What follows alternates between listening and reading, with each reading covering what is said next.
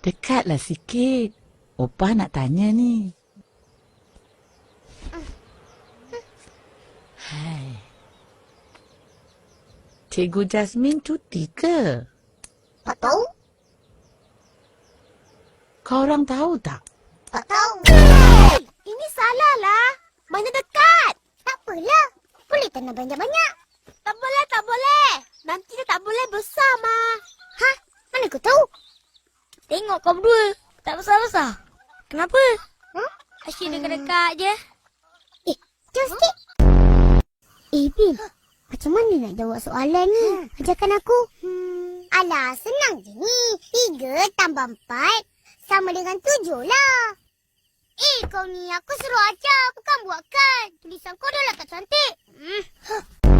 Upin, kalau nak tengok anak bulan nanti, macam mana lah? Kita tengok dengan mata lah, macam biasa.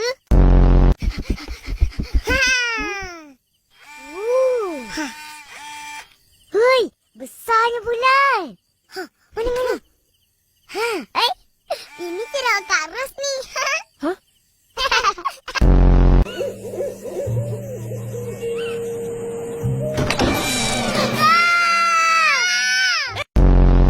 Lepas makan mesti buat apa?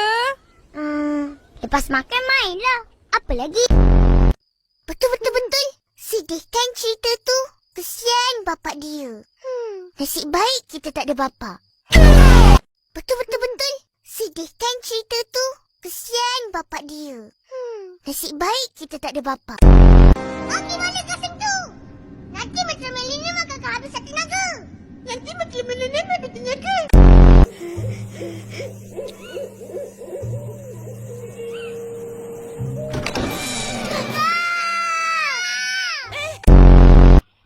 Tengok. Akak punya ketupat pun dah siap. Akak punya tak jadilah. Tak macam Opah punya. Akak punya ketupat bawang lah. Bentuk dia macam badan akak lah. Assalamualaikum. Rumah ni tak ada orang. Aku cap dulu.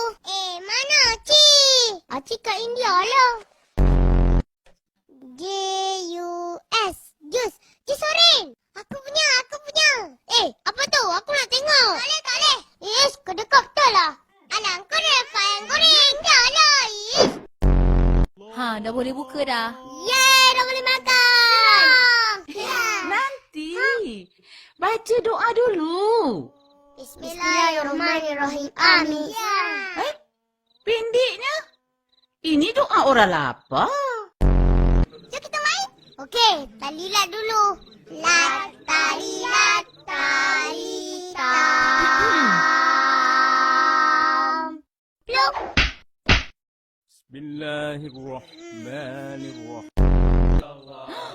Ya Allah.